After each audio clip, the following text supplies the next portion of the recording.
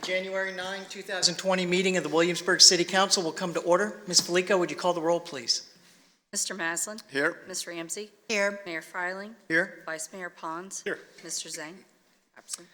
Before us, we have the council minutes from the October 10, 2019 meeting. Are there any additions, corrections? I'll move to approve as presented. Second. Ms. Felica? Mr. Maslin? Aye. Ms. Ramsey? Aye. Mayor Freiling? Aye. Vice Mayor Pons? Aye. Mr. Zhang? Takes us to matters of special privilege. Today, we do not have any. Public hearings. Today, we do not have any. And that brings us to the monthly financial statement. Mr. Trivett, is there anything you'd like to highlight there? You know, Ms. Stammer and I discussed this fairly extensively and really didn't find a whole lot in the financial report that deserves a lot of thought today. So it's submitted for your review. If there are questions, we're glad to answer them. Any questions for Mr. Trivett or Ms. Dameron? Yes, sir. Okay, it takes us to monthly departmental operating reports. Again, anything you'd like to highlight? Submitted for your review. Questions?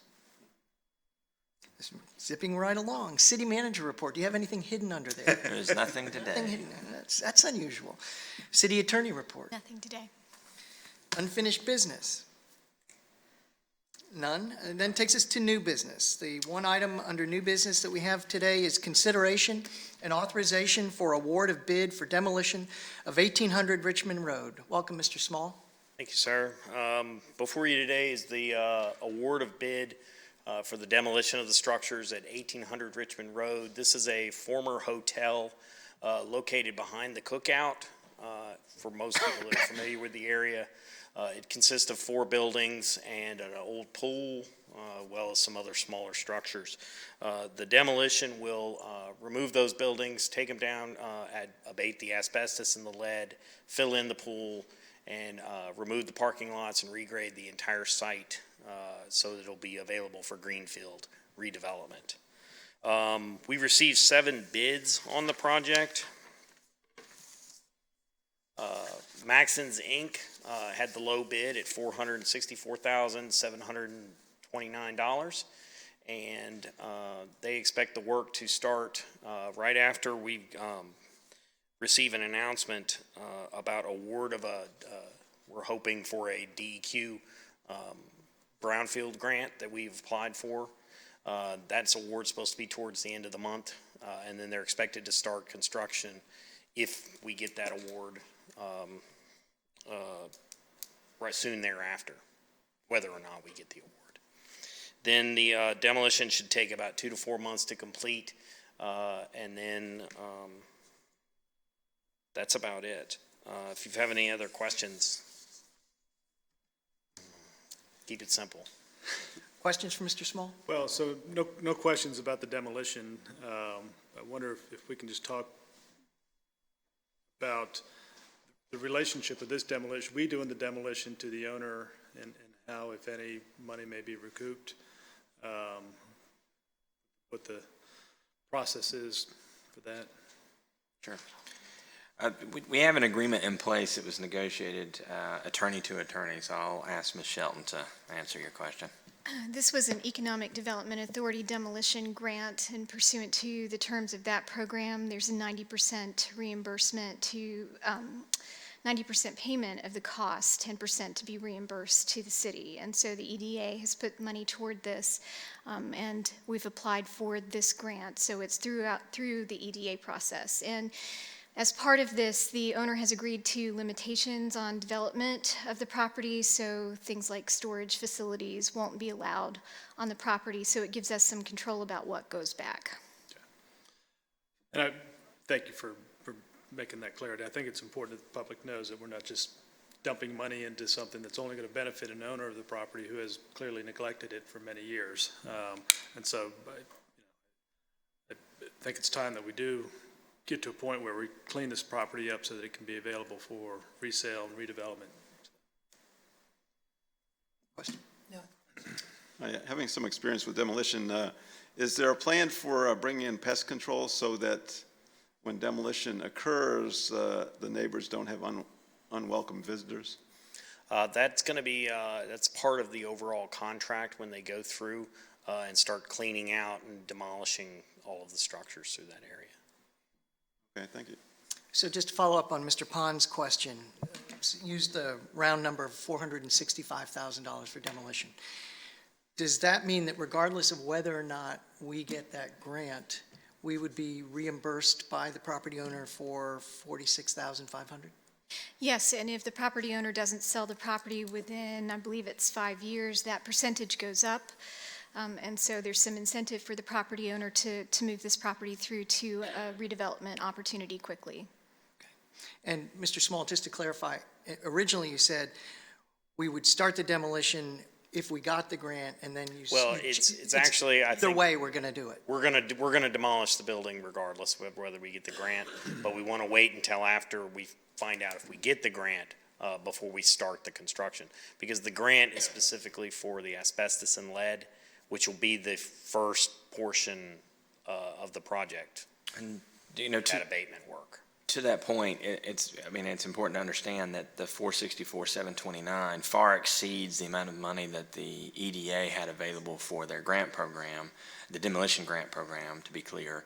And so the city itself will be making up the difference in whatever the cost is, less the state grant that we may or may not receive, using carryover monies from projects that have not been completed in the CIP. So while we intend to proceed, we want to make sure that if we can get that grant from the state, we do, because it will reduce the amount of burden on the CIP. Yeah, and I have to believe that the adjacent business owners and especially the residents who live behind this property are very much in favor of this going forward. It is disappointing that it gets to this point. Mr. Trivett, could you say a little bit more about, that's enough for now. Anything else? Do I hear a motion? Sorry, I can't vote. I move that City Council direct bid be placed to Macrons, Inc. in the, so I move that council authorize the city manager to execute an agreement with Macrons? Maxons, for the demolition of the structures and site restoration at 1800 Richmond Road for $464,729. Second. Ms. Felico? Mr. Maslin? Aye. Ms. Ramsey? Aye. Mayor Fryling? Aye. Vice Mayor Pons? Aye. Thank you, Mr. Small. That's the conclusion of our business today. It takes us to open forum. I have one speaker's card, Will Molyneux. Mr. Molyneux, we ask that anybody addressing council, please state your name and address for the record, and if you would be so kind, keep your remarks to 5 minutes or less. Welcome, Mr. Molyneux. My name's Will Molyneux. I've lived in and around Williamsburg since coming to school in 1952. In retirement, my interests are Williamsburg's history, and with the encouragement of folks like Bobby Braxton and Clyde Holman and others, I'm particularly interested in the 19th post-Civil War history of Williamsburg, of which there are scant records surviving.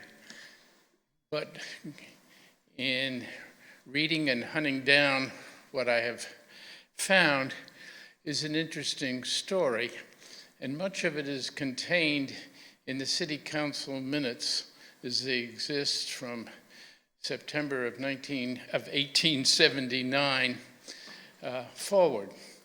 These minutes were some time ago sent to the State Historic Records, or the Records Office in Sandston, where I had first looked at them. Jack Tuttle moved them back to Williamsburg. It was optional whether you could send them to Richmond for safekeeping or not. Moved them back to Williamsburg, and they're in the attic of the municipal building under lock and key and probably constant guard for all I know. In order to see them, you do have to go through some rigmarole, but there are 2 microfilm copies. The problem is, neither one of them are any good in quality, that matter. And another problem is that there are no microfilm readers you have to borrow, in City Hall, you have to borrow the microfilm from the clerk and take it to Swim Library, which is a jaunt, and use one of the microfilm readers there. And there's only one microfilm reader there that's suitable and subject to breakdown. Anyway, what I have discovered was, among other things, that was between 1872 and 1890, there were 12 blacks elected to city council. I know some people know that there were blacks elected to city council before Bobby Braxton. In fact, his grandfather ran for city council. He wasn't as successful as Bobby. I think this is fascinating, and it gives an interesting insight as to the way a small community, after Reconstruction, set about doing its business.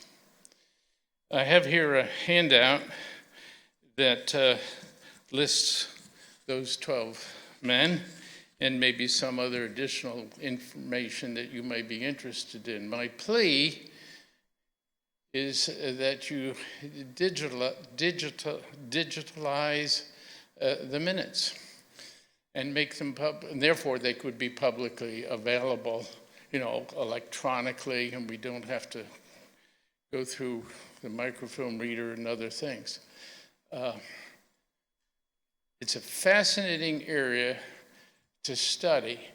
Now you say, am I doing it for myself? No, because I'm finished with that. I'm off on something else. But I think that it's a story that hasn't been told, and certainly it should come as a surprise that 12 blacks were elected to city council. And as I say, there were others who ran who weren't elected. Of those 12, 11 were married, most owned property. Several of them were businessmen. 2 were graduates of Hampton Institute. This is not the impression that I got from Dr. Morton when I sat in his history classes at William and Mary. I would hope that you could see that while we are celebrating the history of Williamsburg in many fashions and ways and whatever, which might want to take steps to preserve some of it. I don't think it's particularly costly to digitize something. What are your questions? We don't have any, sir. Thank you. May I? Please. Please.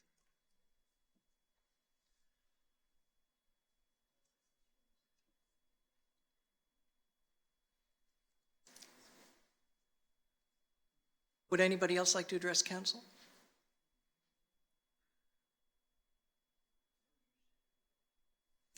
No, seeing none, I'll close the open forum. Mr. Trivett, we've talked in our goals and initiatives and outcomes conversations in the past about the city's possible role at some point in a museum of the history of the city of Williamsburg, and we haven't quite been able to wrap our arms around that. It's probably a bigger project than we can take on at this point, but I think we've talked about working with some partner institutions on that. Would it be possible for staff to look into what Mr. Molyneux is suggesting and seeing what is feasible? Certainly. And if he had questions on that, or if you needed to talk to him, the two of you could get in touch? Yes. If I could just add, I think it would be important to make sure that whatever historical documents that we have up on the third floor, the attic of the municipal building is being preserved in a way that they can be used for digitalization or, for hanging in the wall out front here. It reminds me when we were planning the Stryker building, we talked about the history of Williamsburg, after Colonial Williamsburg, and how it would be nice to have at least a visual record of that out front. So I think it is important that we start that. Not that you don't have anything else on your plate. Well, I mean, they are well organized, but they are not well protected.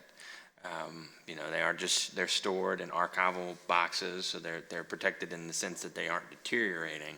But if we were to have something terrible happen at the municipal building, a fire or something like that, the sprinkler system would deploy and a lot of those records would be lost, which would be an advantage to having them stored somewhere that guards against that. Obviously, that's cost prohibitive for us to do, but digitizing what we can is certainly a good step toward preventing the loss of a record. And if we haven't already, if I may suggest, we have some terrific resources within this community who are experts in this area. There might be some things they could suggest if we were able to get their attention and bring them over and have them look at this circumstance and say, what would you recommend we do differently in the short term? Sure. To preserve this as we pursue some digitization effort, which Good suggestion. I think it can be a little misleading. To properly digitize documents can be extraordinarily expensive, surprisingly. But that doesn't mean there aren't ways we could do it to at least preserve the content. Right. So- Well, and I think, initial concerns with doing digitization, and there are plenty of companies that do it on the commercial side nowadays. In fact, I've had some of our stuff done at home, is you send it away. And, while I'm fine sending away pictures and photographs from my family and hoping they come back, I wouldn't be as confident sending away the only copy of minutes that are from 1875. So finding the right company that we can be sure that we're entrusting it to, but also, as Mr. Molyneux alludes to, they need to be not only scanned and digitized, but improved, the quality of them. So we'll do some research, find a company, and see if we can't get something done. Paul's point, obviously Swim Library has done a significant amount of that, would be a resource. And we do have some things that are stored both at the Swim Library, and we even have some things that are stored in the archives at Colonial Williamsburg. So that's not outside the realm of possibility, but I do think that what Mr. Molyneux is suggesting is the better final approach in terms of not only preserving the record, but making it available to the public. And we do have a history of ownership of these records that are here and there. Yes. Well, Yes. So this might be a great opportunity for also a project with our library system. And then from time to time I ask, do we have a city historian? And have we ever had one? Is there, anybody have that role? Will Molyneux. Can we nominate tonight? That might, maybe that's There are a some topic excellent for our candidates. next retreat. Yeah. Well, and I'd just like to take this opportunity to thank Mr. Molyneux for all that he's done over the past many years to record a variety of aspects of not only Williamsburg's history, but the area's history and information that otherwise might well have been lost. So thank you, sir, for your efforts in that regard. Do we have any items for closed session for today? None, sir. So I move that we adjourn. Second. Ms. Felico? Mr. Maslin? Aye. Ms. Ramsey? Aye. Mayor Fryling? Aye. Vice Mayor Pons? Aye.